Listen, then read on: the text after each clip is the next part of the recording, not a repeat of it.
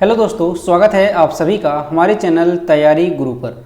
दोस्तों UP SSC PAT 2022 के लिए हम लेकर आ चुके हैं जीके टेस्ट नंबर 10।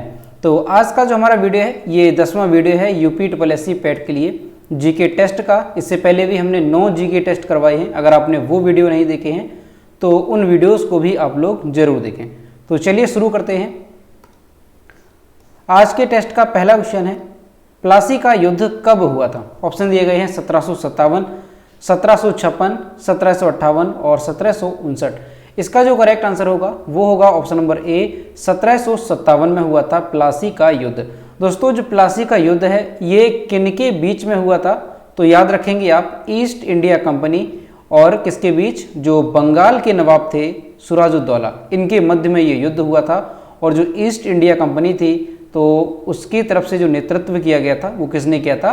तो लॉर्ड क्लाइव ने, याद रखेंगे। और इस युद्ध में कौन हारा था? तो बंगाल के जो नवाब थे सिराजुद्दौला, ये इस युद्ध में हार गए थे। अगला क्वेश्चन है, 1857 ईस्वी के विद्रोह में झांसी की रानी लक्ष्मीबाई ने किसके सहयोग से ग्वालियर में विद्रोह किया था? तो इसका जो करेक्ट आंसर होगा वो है ऑप्शन नंबर ए, तात्या टोपे के सहयोग से। याद रखेंगे जो 1857 का विद्रोह था इसे प्रथम स्वतंत्रता संग्राम भी कहा जाता है। तो इसमें जो झांसी की रानी थी लक्ष्मीबाई, इन्होंने किसके सहयोग से ग्वालियर में विद्रोह किया था? तो तात्या टोपे के सहयोग से। अगला क्वेश्चन है, अंतिम मुगल शासक बहादुर शाह जफर की मृत्यु कहाँ पर हुई थी? तो पूछा जा रहा है कि अंतिम मुगल शासक जो थे बहादुर शाह जफर। देखिए यहाँ से 2 क्वेश्चन आपको याद रखने हैं कि कई बार एग्जाम में ये भी पूछा जाता है कि अंतिम मुगल बादशाह जो है कौन सा था, मुगल शासक कौन थे?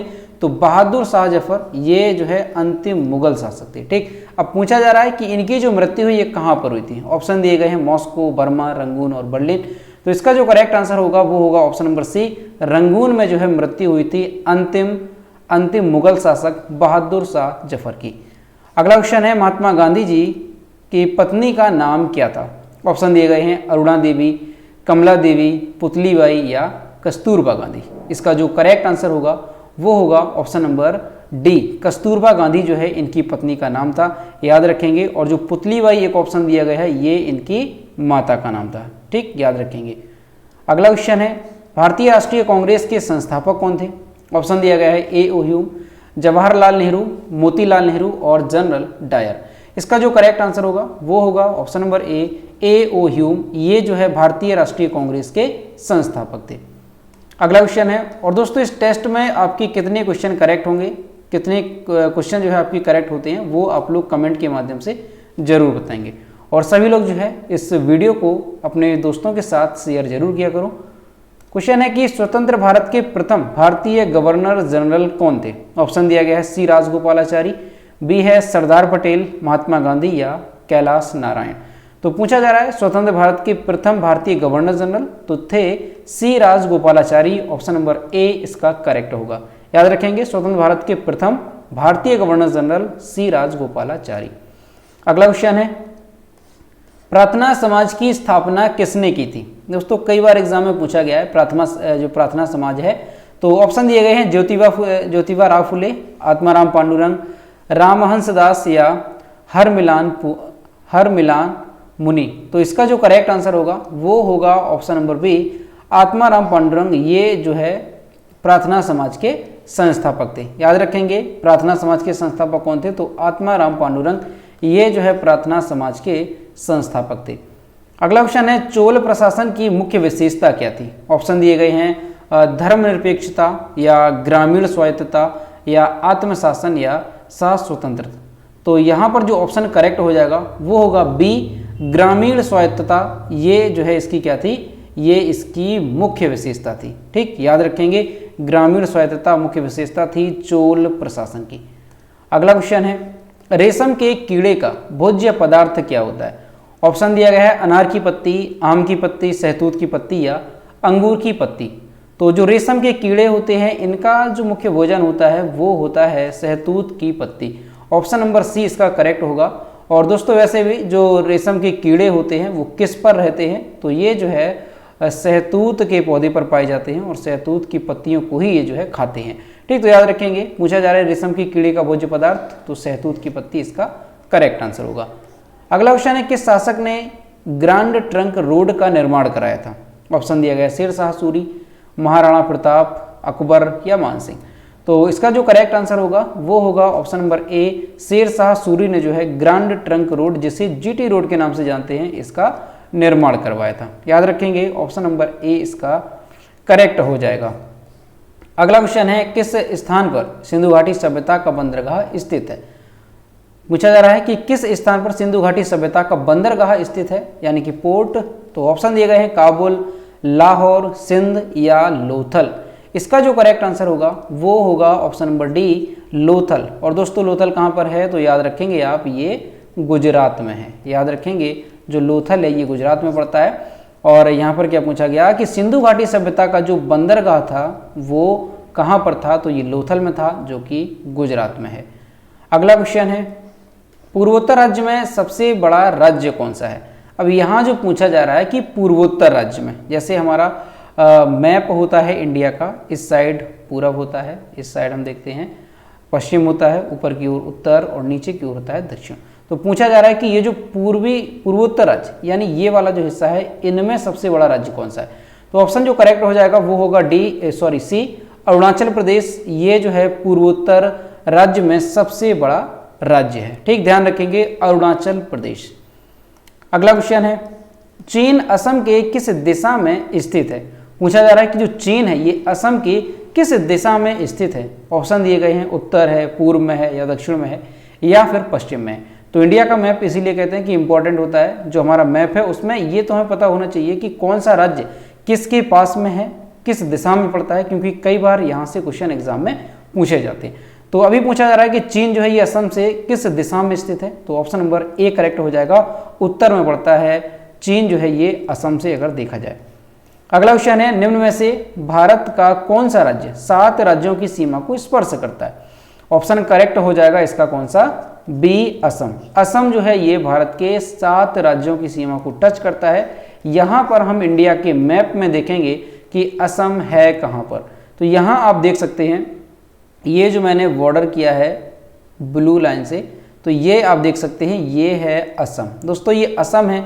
अब 7 राज्य कौन कौन से हैं? तो आप देख सकते हैं पहला हो गया अरुणाचल प्रदेश, दूसरा हो गया नागालैंड, तीसरा है मणिपुर, चौथा है मिजोरम, पांचवा है त्रिपुरा, छठवां है मेघालय और सातवां है ये वेस्ट बंगाल। यहाँ से स्टार्ट होते हुए जो वेस्ट बंगाल है ये यहाँ तक जाता है। तो कुल मिला के असम जो है ये 7 राज्यों की सीमा को साझा करता है। ठीक, यही क्वेश्चन पूछा जा रहा था। अगला क्वेश्चन है कंचनजंगा पर्वत शिखर कहाँ पर स्थित है? ऑप्शन दिए गए हैं अरुणाचल प्रदेश, मणिपुर, सिक्किम या असम। इसका जो करेक्ट आंसर होगा कि जो कंचनजंगा पर्वत शिखर है ये सिक्किम में स्थित है। ऑप्शन नंबर सी इसका करेक्ट हो जाएगा। याद रखेंगे जो कंचनजंगा पर्वत है ये कहाँ पे है? सिक्किम में ये पड़ता है। अगला है सूर्य से सबसे नजदीक ग्रह कौन सा है? ऑप्शन दिए गए हैं बुध है, गुरु है, इसके अलावा गुरु नहीं होगा, बृहस्पति। ठीक है, कोई गुरु ग्रह नहीं है, बृहस्पति यहाँ पर आप लगा सकते हैं, बृहस्पति। और जो अगला ऑप्शन दिया गया है शुक्र है और शनि है। तो इसका जो करेक्ट आंसर होगा कि सूर्य के सबसे नजदीक ग्रह कौन सा है? ऑप्शन ए करेक्ट हो जाएगा बुध। ये जो है सूर्य से सबसे नजदीक है। अब दोस्तों हमारे ग्रह में जो हमारा सौरमंडल है इसमें कितने ग्रह हैं? 8 ग्रह हैं। अगर सूर्य से हम दूरी के अनुसार देखा जाए तो कौन सा ग्रह जो है कितने पास में है ये याद रखेंगे आप, कई बार एग्जाम में यहाँ से क्वेश्चन पूछे जाते हैं। तो सूर्य से दूरी के हिसाब से अगर देखें तो सबसे पहले आता है बुध, इसके बाद आता है शुक्र, इसके बाद आता है पृथ्वी, इसके बाद आता है मंगल, बुध शुक्र पृथ्वी मंगल, और इसके बाद आता है क्या? बृहस्पति, शनि नहीं होगा, इसके बाद आता है बृहस्पति।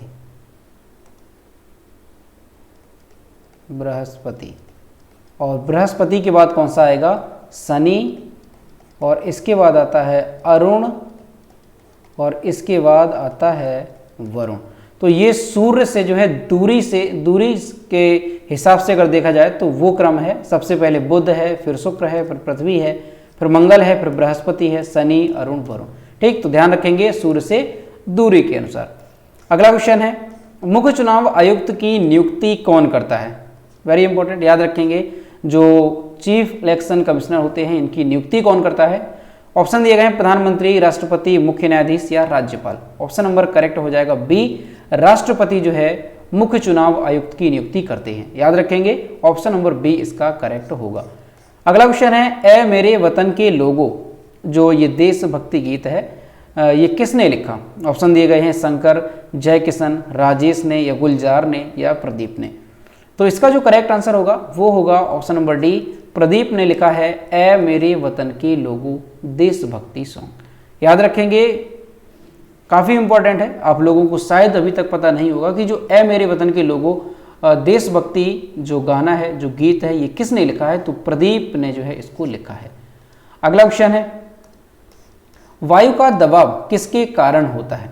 ऑप्शन दिए गए हैं घनत्व, दाब, वजन या फिर गति। इसका जो करेक्ट आंसर होगा वो होगा ऑप्शन नंबर ए, घनत्व के कारण। पूछा जा रहा है कि वायु का दबाव किसके कारण होता है, तो याद रखेंगे वायु का जो दबाव है वो घनत्व पे निर्भर करता है।